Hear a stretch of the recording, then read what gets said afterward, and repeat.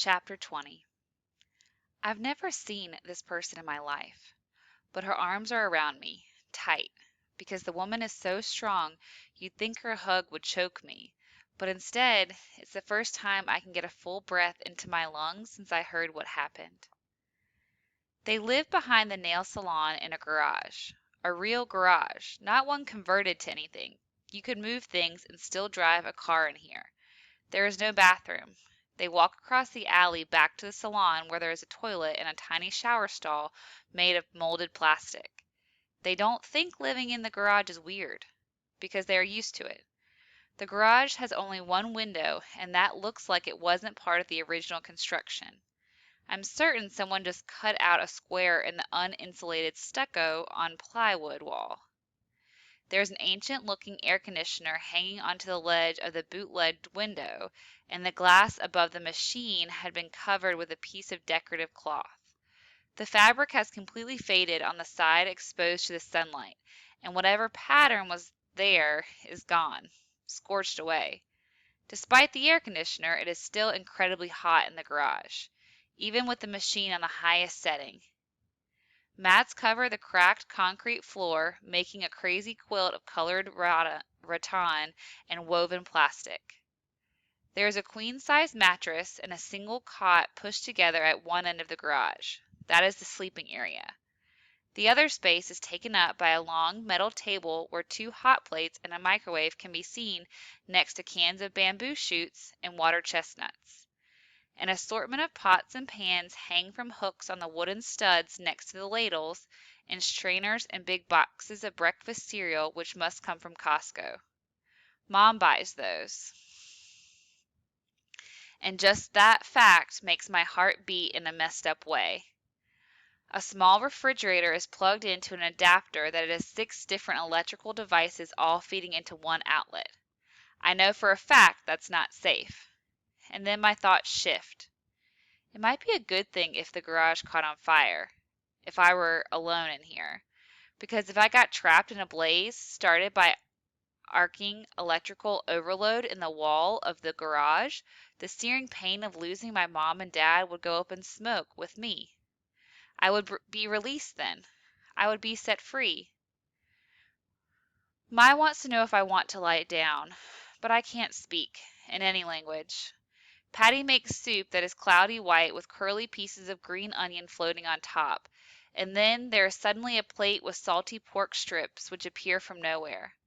Dysphagia is the medical term for not being able to swallow, and I know that there are 2 kinds of dysphagia, oropharyngeal and esophageal. But maybe there's also a third kind of dysphagia that comes when your heart breaks into pieces. I can't swallow because I have that kind. Mai tells her brother to go across the alley. He only snarls at her. He asks in Vietnamese, "Why are you always telling me what to do? It's just not right." He takes his sweet time, but finally leaves. Once Kwang Ha's gone, Patty and Mai help me out of my shoes and baggy pants. They put me into my red pajamas. I don't know how the clothes got here. I still can't eat any of the food, and not just because I'm a vegetarian. Mai's mother pours some of the soup into a coffee mug and she holds it to my lips. It's like coaxing a baby bird, little tiny gulps. I know how hard that is because I was a parent. And so I take small sips that taste salty, like drinking someone's cloudy tears. And then Patty lights incense that is the shape of a triangle and she places it on a red plate. She bows her head as her eyes glisten, and she takes my hand and we both cry.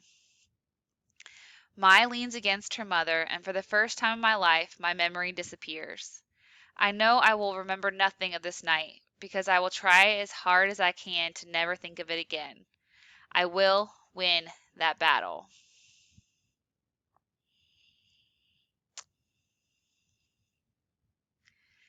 Chapter 21. Kwang Ha was mad. That was normal.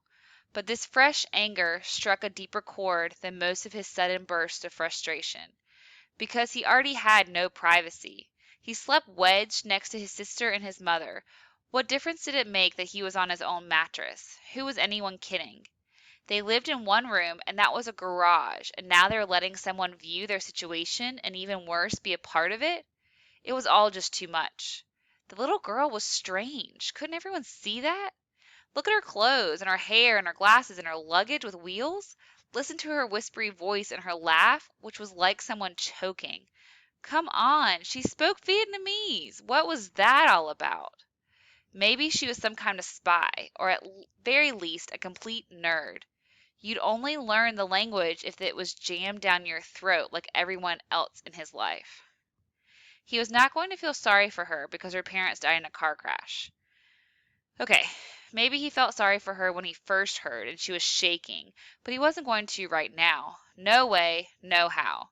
He was going to feel sorry for himself. Because he didn't ask to be born. He didn't ask to have his father drive off in a truck and never return. He didn't ask to have every single thing in his life smell like fingernail polish. His clothes and even his shoes had that chemical stink. And another thing to be mad about was that he slept in his underwear. How was he supposed to do that now? The underwear had robots on them, like a little kid would wear, and he was in high school. His mother never seemed to know the difference between something cool and something for idiots, because all she cared about that it was something on sale. Well, now he had to sleep in pants because he wasn't letting the girls see the robots, and he hated that because the pants twisted up around his legs and made it next to impossible to even bend his knees and sleep on his side, which was the most comfortable way. As if it wasn't already bad enough on the floor of a garage on the wrong side of the tracks in Bakersfield. The next morning, Willow told Mai that she wasn't going to school. She didn't say ever again, but Mai thought that's how it sounded. She was pretty definitive. Kwang Ha took a stab at refusing to get a high school education as well, but it didn't work. And so Kwang Ha and Mai gathered up their things and walked down the already hot alley. Mai promised Willow that she'd hurry home the second she got out. Patty had been given a telephone number from the Kern County Department of Children's Services. She was supposed to call first thing because Willow was going to be assigned a social worker and officially have her case file opened. Patty assumed that relatives would fly into town or that family friends would, once alerted, take over. Everyone has a network of people in their lives. Patty only hoped that the group assembled to care for the odd little girl with the dark, wet eyes would do a good job.